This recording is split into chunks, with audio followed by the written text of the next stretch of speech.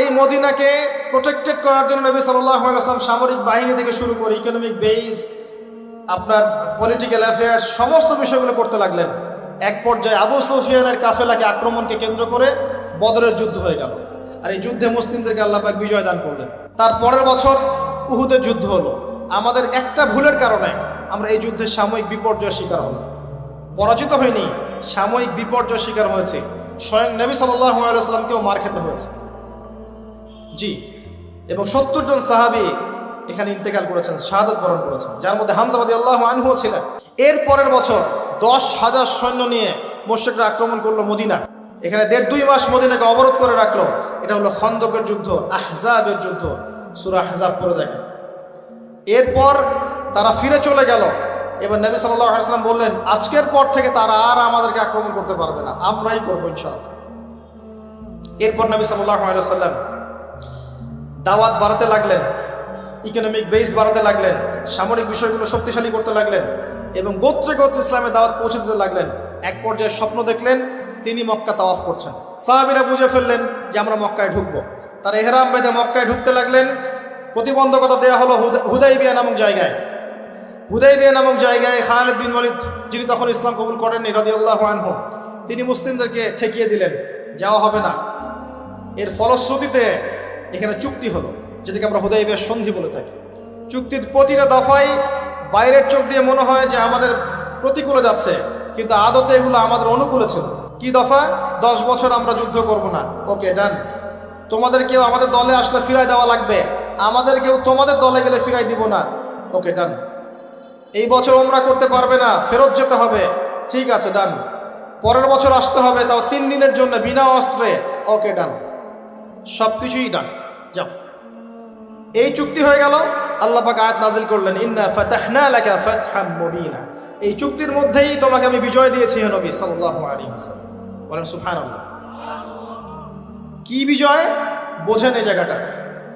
কুরাইশরা ছিল সবচেয়ে বড় শত্রু, আর আমাদের আরেকটা শত্রু ছিল ইহুদিরা, যাদের মধ্যে 3টা গোত্র ছিল, বনু কুরাইজা, বনু কাইনুকা, বনু নাজির।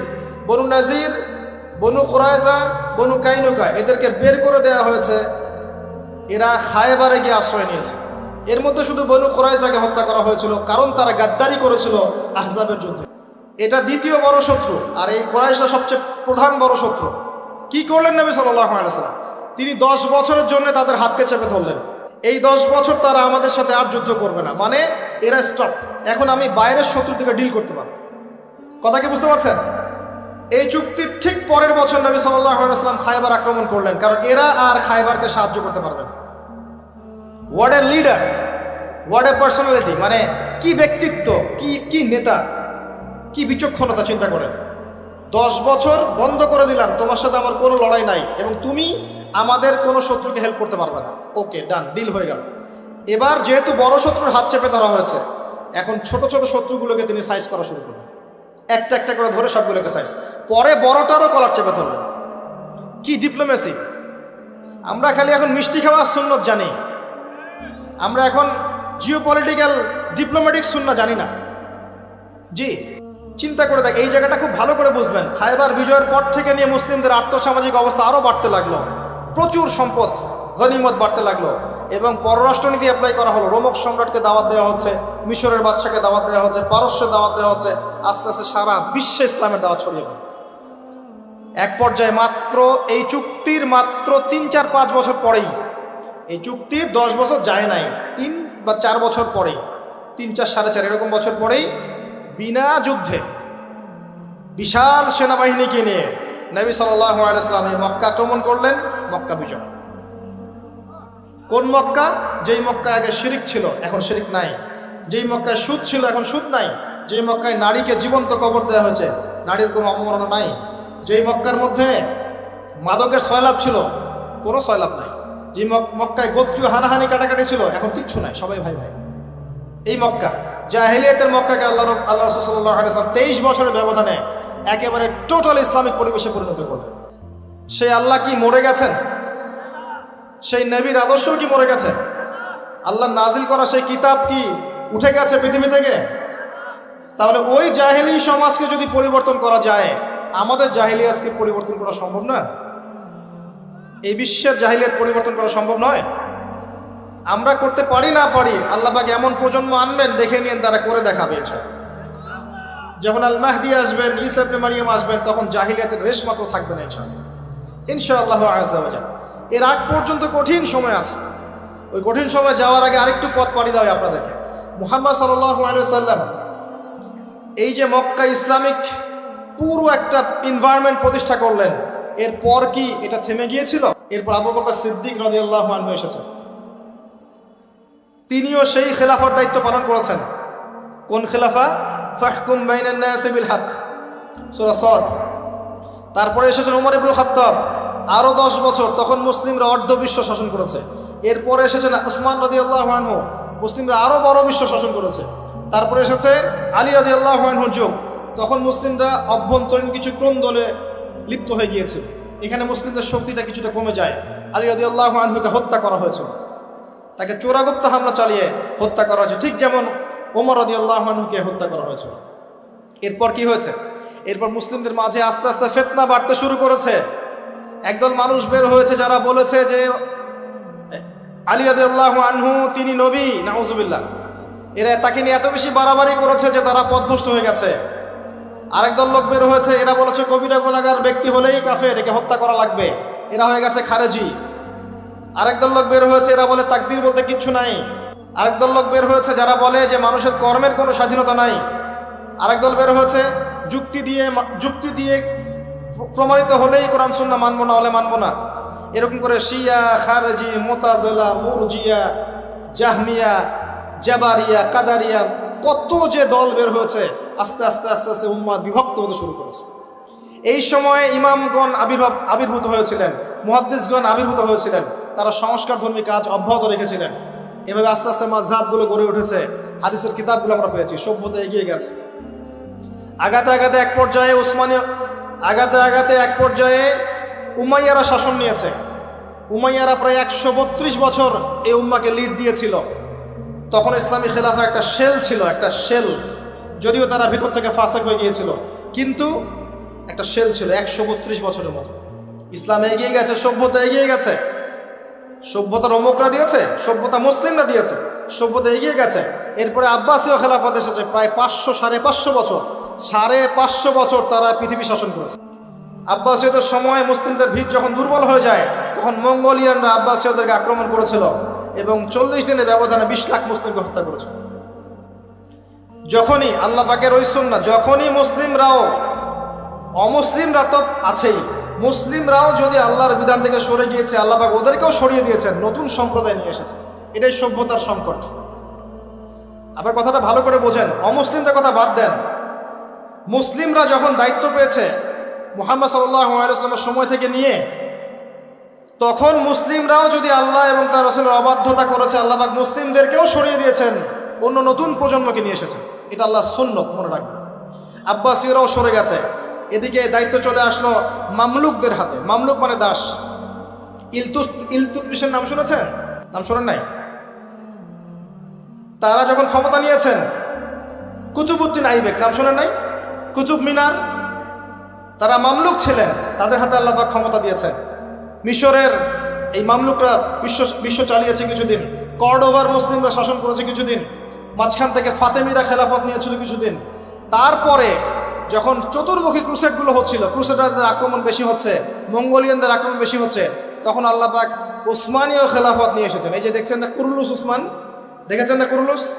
তারপরে যে আর্তুগরুল দেখেছেন না? এগুলো হিস্ট্রি পড়বেন। আর্তুগরুল গাজীর ছেলে কুরুলুস তো বীরত্বের কথা। উসমান গাজী, তার হাত ধরে অটোমান এম্পায়ার প্রতিষ্ঠা হয়েছে।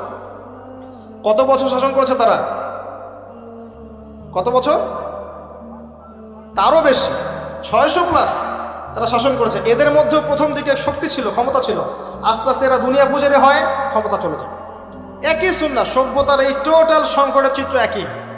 যখনই মানব জাতি আল্লাহর বিধান মেনেছে, রাসূলের আনুগত্য করেছে, আল্লাহর দেখানো পথে চলেছে, আল্লাহ দুনিয়াতে সম্মান দিয়েছেন, পরকালে জান্নাত দিয়েছেন।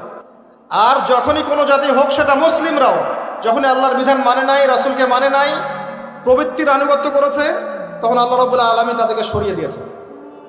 এখন ওসমানীয়দের পতন হয়ে গেল ফার্স্ট ওয়ার্ল্ড ওয়ারের পরে, প্রথম বিশ্বযুদ্ধের পরে। এটা একটা বিস্ময়কর বিষয়।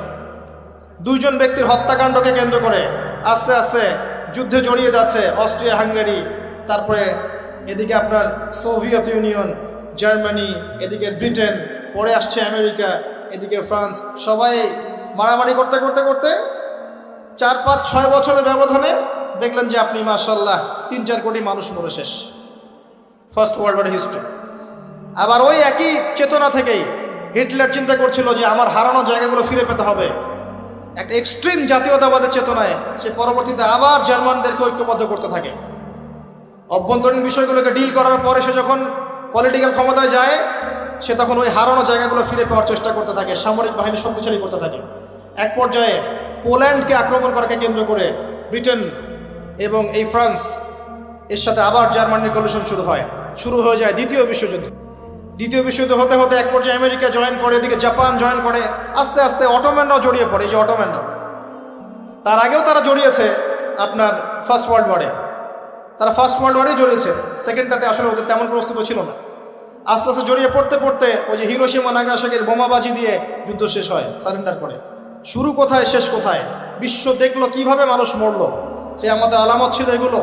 বেশি বেশি মানুষ মারা যাবে, মানুষ জানবে না কি কারণে মারা হচ্ছে আমাকে, আর হত্যাকারীও জানবে না কেন মারছি আমি তাকে। এটাতে আরও প্রায় 7-8 কোটি মানুষ মরে শেষ। আর সামনে আপনাদের অপেক্ষা করছে ইনশাআল্লাহ তাআলা আরেকটা ওয়ার্ল্ড ওয়ার, যেটা হবে ইনশাআল্লাহ আল্লাহু আ'লাম বিস-সাওয়াব, যেটা হবে নিউক্লিয়ার ওয়ার, যার ব্যাপারে হাদিসে এসেছে ইরাকের ফোরাতের সোনাকে কেন্দ্র করে যুদ্ধটা হবে, যেখানে 99% কমব্যাটেন্ট মারা যাবে। প্রতি 100 জনের মধ্যে 99 জন যোদ্ধা এখানে মারা যাবে, 99%। আর ঢাল তলোয়ার দিয়ে যুদ্ধ করলে 99% মানুষ মারা যায়। নিঃসন্দেহে এখানে এমন কোনো ওয়েপন্স থাকতে হবে যেটা ম্যাস ডিস্ট্রাকটিভ, নিউক্লিয়ার ওয়েপন্স থাকতে হবে, যেটার সামনে বিশ্ব দাঁড়িয়ে আছে। তবে এই পুরো ঘটনায় এই অটোম্যানদের পতনের পর থেকে, ফার্স্ট ওয়ার্ল্ড ওয়ারে যখন তারা পতন হয়ে গেল, তারপর থেকে ওয়ার্ল্ডকে রুল করা শুরু করে দিল বড় বড় কিছু পরাশক্তি। যেমন প্রথমে কিছুদিন রুল করেছিল জার্মানি, তারপরে ব্রিটেন, তারপরে আমেরিকা, এখন রুল করতে যাচ্ছে ইসরায়েল। আস্তে আস্তে আস্তে আস্তে সভ্যতা এগিয়ে যাচ্ছে। এবং এই সময় এসে নবী সাল্লাল্লাহু আলাইহি ওয়াসাল্লাম অসংখ্য ফিতনার কথা আপনাকে বলে গেছেন। এই সময়টা আপনি পার করবেন, মানুষ সকালে মুমিন থাকবে, বিকেলে কাফের হয়ে যাবে, বিকেলে মুমিন থাকবে, সকালে কাফের হয়ে যাবে। নগ্নতা বাড়বে, জেনা বাড়বে, ধর্ষণ বাড়বে, হত্যা বাড়বে, পারিবারিক মূল্যবোধের অবক্ষয় ঘটবে, পিতাকে সন্তান হত্যা করবে, সন্তান মাকে হত্যা করবে, ভাই ভাইকে হত্যা করবে, ভাই বোনকে হত্যা করবে, ম্যাসাকার অবস্থা হবে। যত দিন যাবে নবীজি বলেছেন আস্তে আস্তে মানুষের এই ফিতনাগুলো বাড়তে থাকবে, মেয়েদের সংখ্যা বাড়বে, ছেলেরা কমে যাবে, সময় সংক্ষিপ্ত হবে, বেশি বেশি ভূমিকম্প হবে, মহামারী, দুর্যোগ, বন্যা, জলোচ্ছ্বাস বাড়তে থাকবে, পৃথিবীতে কলুষণ বাড়তে থাকবে। যতদিন যাবে সভ্যতা এভাবে সংকটময় অবস্থার দিকে যেতে থাকবে, এবং এমন একটা অবস্থায় গিয়ে দাঁড়াবে যে ওয়ার্ল্ডটা দুভাগে বিভক্ত হয়ে যাবে, এক ভাগ মুসলিমদের, আরেক ভাগ অমুসলিমদের। আর আল্লাহ পাক তাদের মাঝেই কলুষণ লাগিয়ে দিবেন, এবং এর মধ্য দিয়ে আল্লাহ পাক সভ্যতাগুলোকে ধ্বংস করে দেবেন ইনশাআল্লাহু আযজা ওয়া জাল। যারা জিও পলিটিক্স বোঝে না, ওদেরকে গিয়ে বলবেন যে ইউক্রেন রাশিয়ার বিষয়টা কি, তারা বলবে ইউক্রেনের উপর আল্লাহর গজব করেছে, ব্যাস, দ্যাটস অল। কিন্তু এই পুরো বিষয়গুলোর পিছনে যে একজন কলকাঠি নাড়ছে, এটা তো তারা তাদের ইনসাইট দিয়ে দেখতে পাচ্ছে না। ফার্স্ট ওয়ার্ল্ড ওয়ারের পরে সবার ক্ষতি হয়েছে, একটা রাষ্ট্রের লাভ হয়েছে। কে তারা? যাদের কোনো ল্যান্ড ছিল না, 2000 বছর উদ্বাস্তুর মতো ঘুরেছে। প্রথম বিশ্বযুদ্ধের পরে এই ওয়ার্ল্ডের সিম্প্যাথি নিয়ে জেরুজালেম দখল করে ফেলেছে, আমাদের মাদেরকে, বোনদেরকে নির্বিচারে হত্যা করেছে, ধর্ষণ করেছে, ভাইদেরকে বের করে দিয়েছে, আমাদের জমি তারা দখল করে নিয়েছে। ব্যাপারটা অনেকটা এমন যে আমার ঘরে একটা মেহমান এসেছে, দরজা নক করছে, আমি দরজা খুলে দিলাম, বললাম আসেন ভিতরে বসেন, নাস্তা করেন, চা খান। তারপরে সে জোর করে আমাকেই বের করে দিল, দিয়ে দরজা বন্ধ করে দিল। দরজা বন্ধ করে দিয়ে আমি এখন দরজা বাইরে থেকে নক করছি, আমার ঘর আমাকে ফেরত দেন, আর সে বলছে এ হচ্ছে সন্ত্রাসী, আমার ঘর ফেরত চাচ্ছে।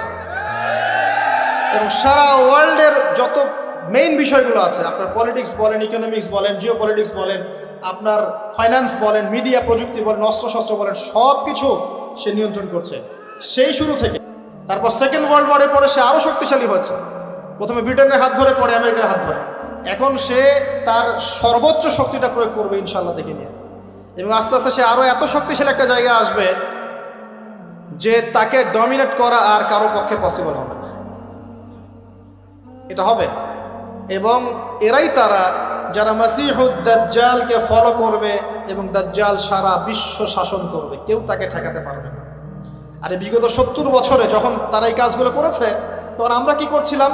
আমরা ওই যে একে অপরের ভুল ধরছিলাম, আমরা একে অপরের বিরুদ্ধে লিখছিলাম, একে অপরকে আমরা আন্ডারস্টিমেট করছিলাম, আমরা হালুয়া খাচ্ছিলাম, কিছু কিছু সময় জিলাপি খরমা খাচ্ছিলাম। হ্যাঁ, আমরা একে অপরে কাদা ছড়াছড়ি করতে করতে সময় নষ্ট করেছি। বিভিন্ন চেতনা স্লোগান দিয়ে দিয়ে আমরা আস্তে আস্তে সময়গুলো নষ্ট করেছি। এবং এই সময়গুলোতে ইসলামের শত্রুরা কত উঁচুতে চলে গেছে আপনি কল্পনা করতে পারেন। এখন সামনে কি? সামনে আগে এগুলোর ফল ভোগ করার জন্য প্রস্তুতি গ্রহণ করা। বিশ্ব আর এই অবস্থা থাকবে না ইনশাআল্লাহ আজ্জা ওয়া জাল। আস্তে আস্তে বিশ্ব সংক্ষিপ্ত হবে, ম্যাসাকার হবে, ফিতনা বাড়বে, মানুষের সংখ্যাও কমবে আশা করা যাচ্ছে, যুদ্ধ বিগ্রহও বাড়বে। আস্তে আস্তে পৃথিবী তার শেষ সীমার দিকে যাবে। তবে এতটুকু এনশিওর করতে পারি, আল্লাহ রাব্বুল আলামিন মুসলিমদের মধ্য থেকে কিছু ইমানদার মানুষকে অবশিষ্ট রাখবেন ইনশাআল্লাহ। আল্লাহ কাকে রাখবেন, কার সন্তান, কার বাবা, কার সন্তান, কার ভাই, কার বোন, আল্লাহ ভালো জানেন।